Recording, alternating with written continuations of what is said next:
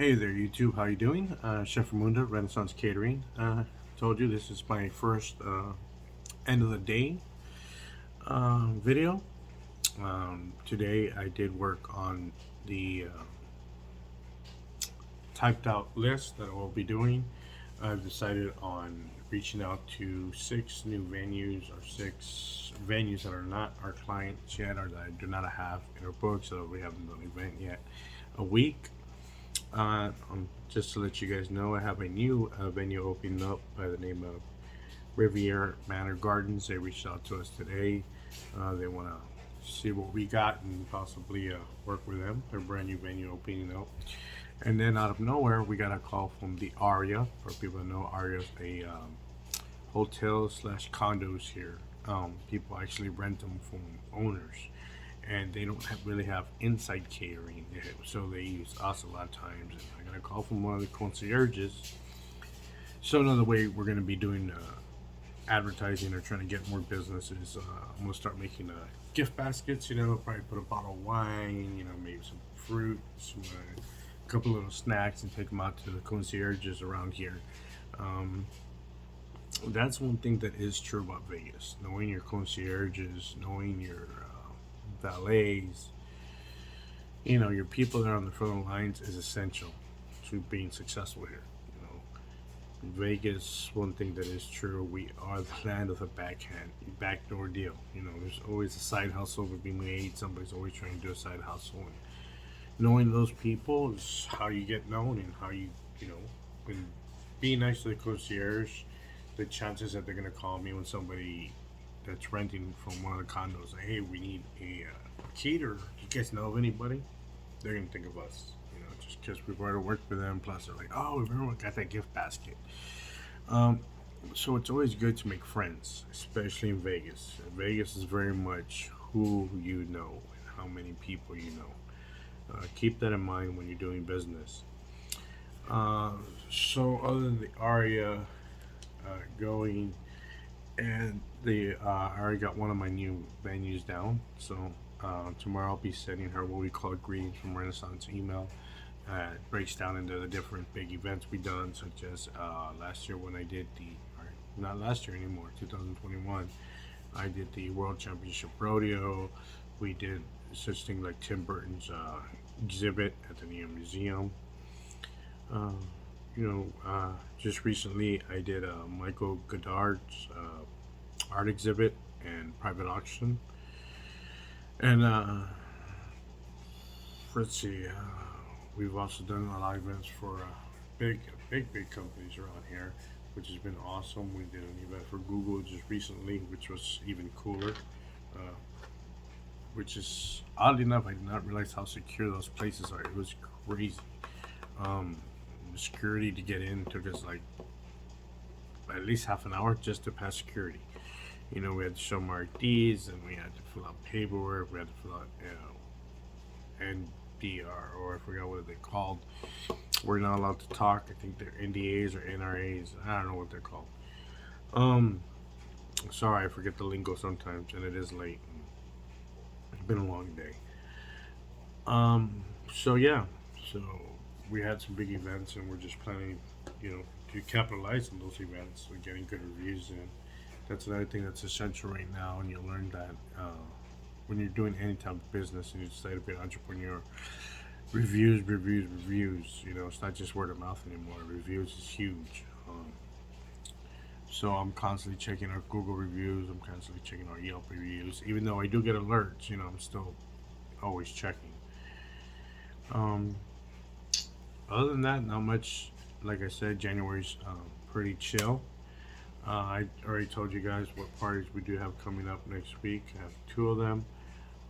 Like I said, the RA reached out to us today. If we do get that event, it's actually a double hitter. It would be the 5th and the 6th, which would be Thursday and Friday. And that's another thing, too. Since the pandemic, a lot of our events are last minute. People don't want to plan ahead anymore because they don't know what's going to happen, which makes it very difficult sometimes when you're trying to plan and schedule workers, especially in catering. We use a lot of workers that have full time jobs or with us part time, so we're the secondary.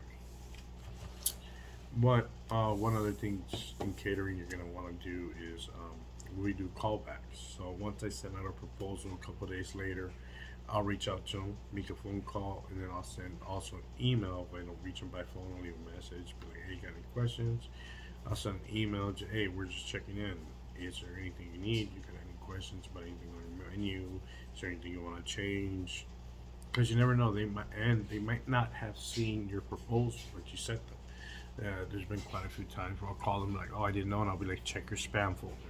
Sure enough, it's in the spam folder. So communication is key. Getting back to clients as soon as they ask for proposal as fast as you can is key. One of the one of the things clients seem to be most excited about is, "Oh my God, you contacted me so quick. Oh my God, you're so quick to respond." You constantly communicate. You know, communication is key in any business, and especially to be successful. So, as far as that goes and where we're at, I guess you guys are caught up. So we can still do have a little bit of a time. So I will let you know about this. So briefly, when I talked about my father in the first video, and I didn't actually finish the story because I was just jumping around.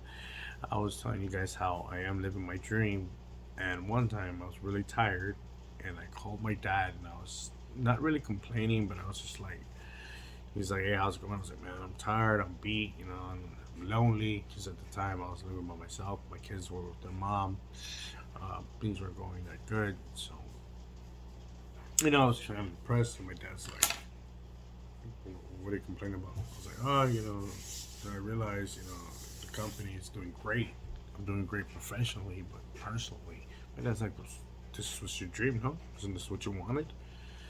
So it's funny. My dad, even though some people would try to handle me with kid gloves, because like I've told you, um, the other video, I was born with a health condition, whereas my dad saw the health condition as something he needed to toughen me up for.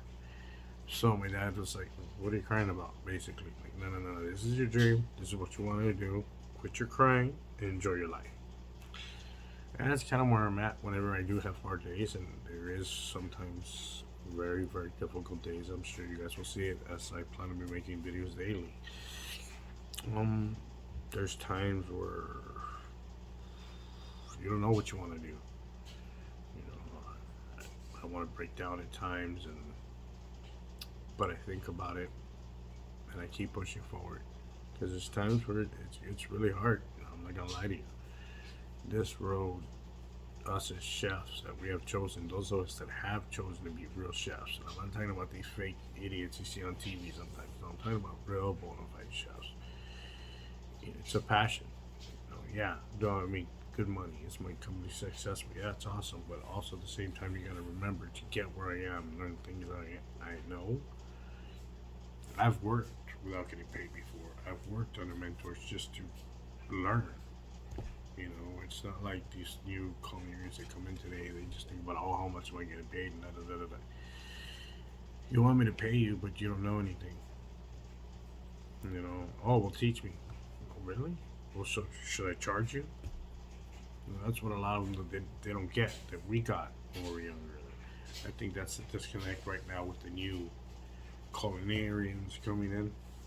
They don't understand that, and they complain, "Oh, well, you guys are toxic and they shouldn't be like that." Well, my thing to the people and anybody out there that's trying to criticize the way we run the company or how hard we are, when you reach or you pass us, then you can tell us how to do it your way. If your way beats me, well, then you're right. But until you beat me, until you pass us, until you outdo us, no, our way is the correct way because we are the ones at the top. Every top chef, you walk into the kitchen, there's no crybabies. Just sorry, it doesn't happen. And know so many people don't want to hear, but yeah, to be successful, especially in the kitchen world, you can't be a crybaby. Do that at home. There's no crying in the kitchen. There is no crying in the kitchen. Period. Um. So that was a little bit about my dad. My dad was big on that. My dad was old school macho man. Oh, men don't cry. you know, but it does kind of get you ready for reality. You know, he knew I was gonna have a tough road ahead of me, like I told you, being a light skinned Mexicano, growing up where I grew up, and I didn't want to be living in my hometown of Brownsville. I wanted to be out. The minute I had a chance, I left, never looked back, and I never will go back. You know, I love my life too much. Um, I like the city life. I like the multicultural life. I like seeing different people. It's, you know, I'm not saying everything's perfect. You know, there's clashes in between cultures. There always will be. But would I ever trade that to be against where it's just one single culture? Nah, it's boring. You know, yeah, it's home and feel comfortable, but it's boring. You know, I like living in places with many different cultures, and Las Vegas for me did it, especially in catering. You want to be successful here, you just can't stick to one. Like people, oh, do you just do Mexican? It's like, no, we do Mexican, we do Italian, we do American, we do Greek, we do Russian. Any cuisine you want, we can do. You see something in a restaurant, you let me know, I'll get it done. You know, that's what we're known for here, and you guys will see that. You know, so that's gonna be it for this evening. We've touched base on what I've done. Still working on the typed list. The proposals did get done today. Tomorrow I need to go into the shop and sign checks, and then have a little meeting with Chef Michael. I don't know if I'll be recording that meeting or not.